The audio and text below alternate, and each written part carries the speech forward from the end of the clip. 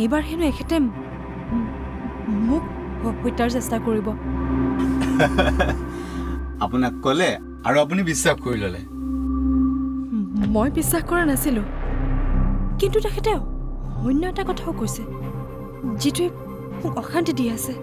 আচ্ছা, কি কথা? বৰ্ণালীৰ আগত হেনো এখেতৰ জীৱনত আৰু কোনোবা ছোৱালী আছিল। এইটো আকৌ কি ডাঙৰ কথা? থাকিব পাৰে, কিন্তু মানুহজন কোন? আৰু আজি বৰ্ণালীৰ দেউতাকেও মোক লগ কৰিছিল, আৰু এজন মনোৰোগ বিশেষ হৈ গৈও।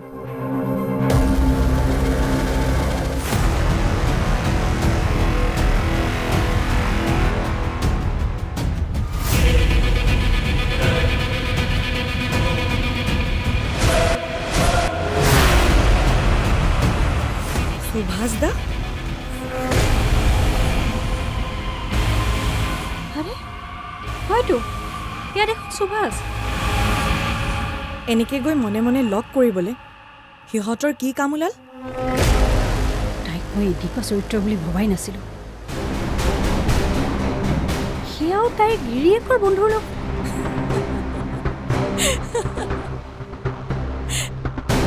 মা, তুমি ইমান টেনশ্যন কিয় লৈছা? যি হয় ভালৰ কাৰণেই হয়। সন্মান আমাৰ ঘৰৰহে যাব, তই কি ভাল হোৱাৰ কথা কৈছ? সন্মানৰ কথা বাদ দিয়া মা, এয়া আমাৰ কাৰণে এটা সুযোগ।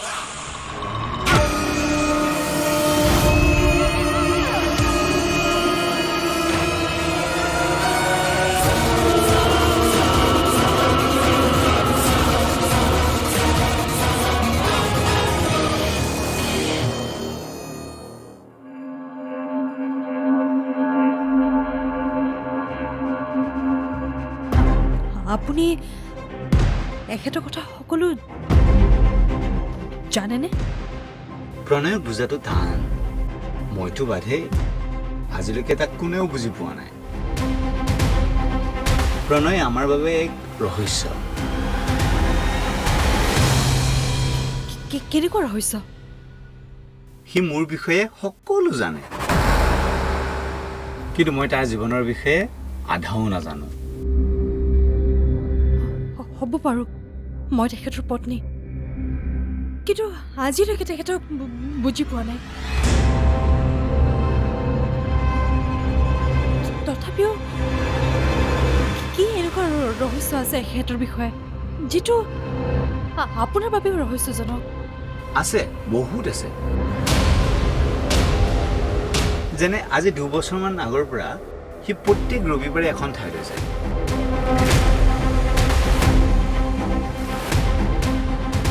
কিন্তু ক'ত যায়, কিয় যায়, সি মোক আজিলৈকে কোৱা নাই।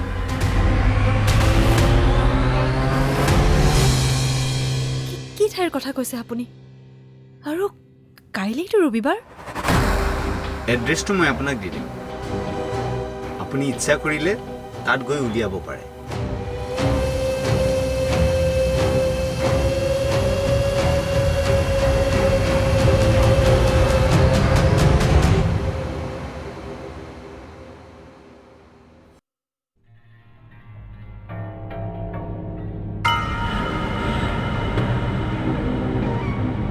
দাদা, বৌ ক'ত? গম নাপাওঁ। আচৰিত, বৌ ক'ত থাকে তই গমেই নাপাওঁ। সেইবোৰ কথা তই মোৰ ঘমাব নালাগে। হ'ব দে, মই ভাল ভাবিহে কথাষাৰ কৈছিলোঁ। তই যদি বেয়া পাইছ, আজিৰ পাছত আৰু নকওঁ।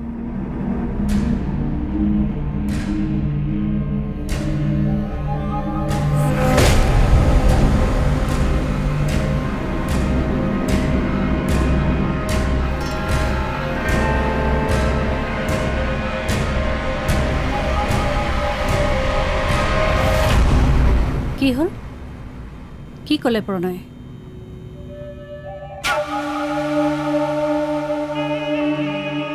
এতিয়াই দেখুওৱা নাই ৰবা, উপযুক্ত সময়ৰ বাবে অপেক্ষা কৰি আছোঁ। তেনেহ'লে তই প্ৰণয়ৰ ৰুমত কি কৰিলি? সুকন্যা আহি পাইছে। প্ৰণয়ৰ সন্মুখত তাইক সুধিব গ'লোঁ ক'লৈ গৈছিল, কিন্তু তাইয়ে ক'লে বজাৰলৈ যোৱা বুলি।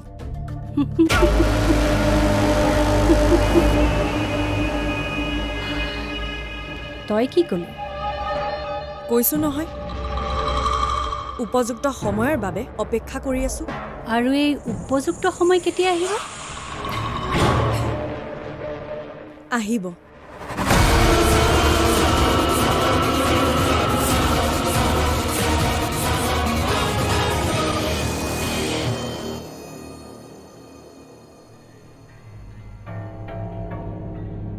দাদা ক'ৰবালৈ যাওঁ নেকি?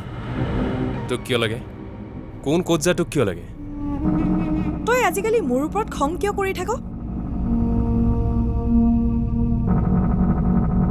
ইমান ডাঙৰ হৈছো তাৰ পিছতো ক'ৰবালৈ ওলাই গ'লে তোক বা মাক নোকোৱাকৈ কলৈকো নাযাওঁ।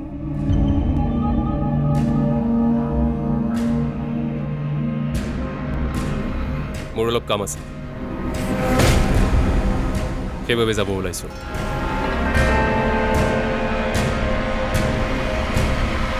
দাদা বৌয়ে মিছা মাতিছে তোক।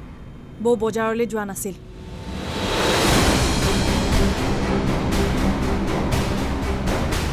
মানে এইখন চা। এইবোৰ কথা তোক ক'বলৈ ভাল নালাগে দেচোন, কিন্তু তই অফিচত যোৱাৰ পাছত বৌ ঘৰতে নাথাকে।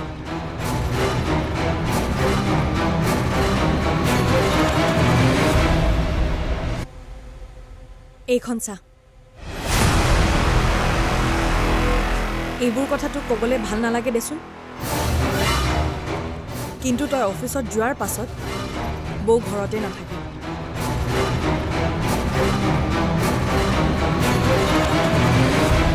এদিন দুদিনৰ কথা হোৱা হ'লে বেলেগ কথা আছিলে।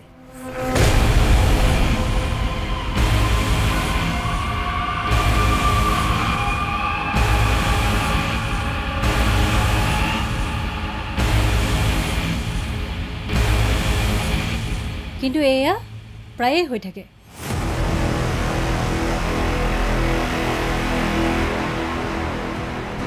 আমি বৰ লাজ পাইছোঁ প্ৰণয়। নাজানো তই কথাবিলাক কেনেকৈ ল'বি। আৰু সুভাষ, সিটো তোৰ খুব ভাল বন্ধু। কথাবোৰ অলপ চালি জাৰি চাবি। তোৰ ভালৰ কাৰণে কৈছোঁ।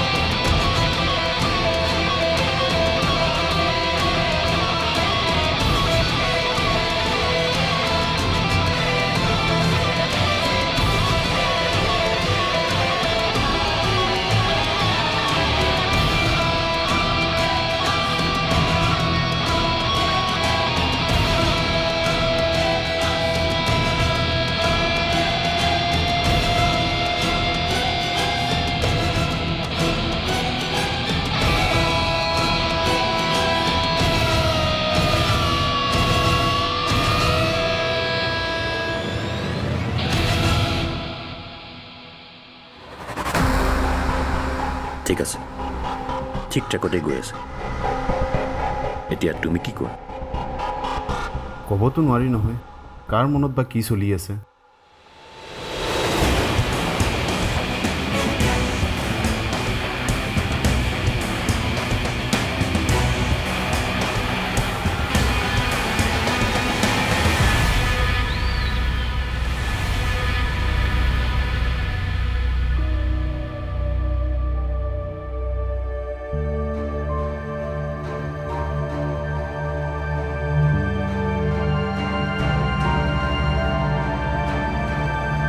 আপুনি ওলাই নগ'ল নেকি আজি?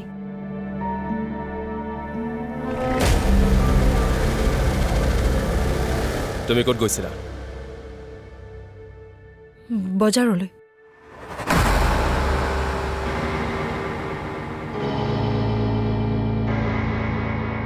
তুমি মোৰ লগৰ ল'ৰা কাৰোবাক লগ পাইছিলা?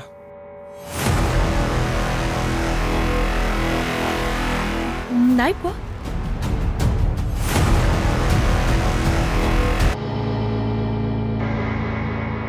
তুমি মোৰ লগৰ ল'ৰা কাৰোবাক লগ পাইছিলা?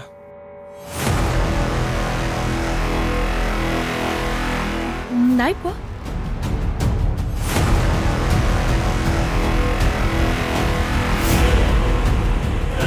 তুমি বজাৰলৈ গৈছিলা নে সুবাসক লগ কৰিব গৈছিলা?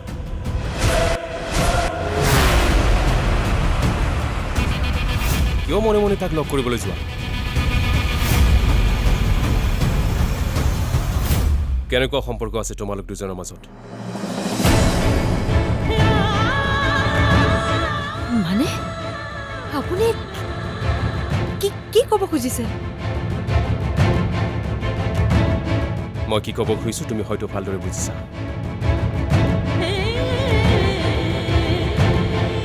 তাৰ মানে আপুনি মোক সন্দেহ কৰিছে?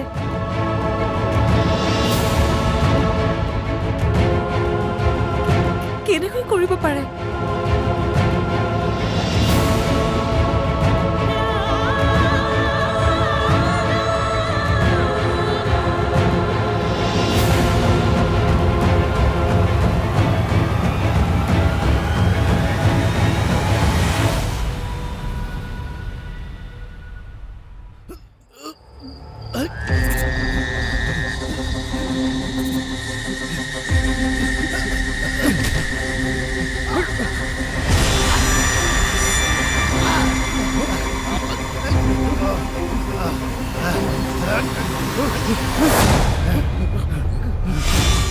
সৃষ্টিৰ বাবে এযুগৰ প্ৰয়োজন, কিন্তু ধ্বংসৰ বাবে এপলক।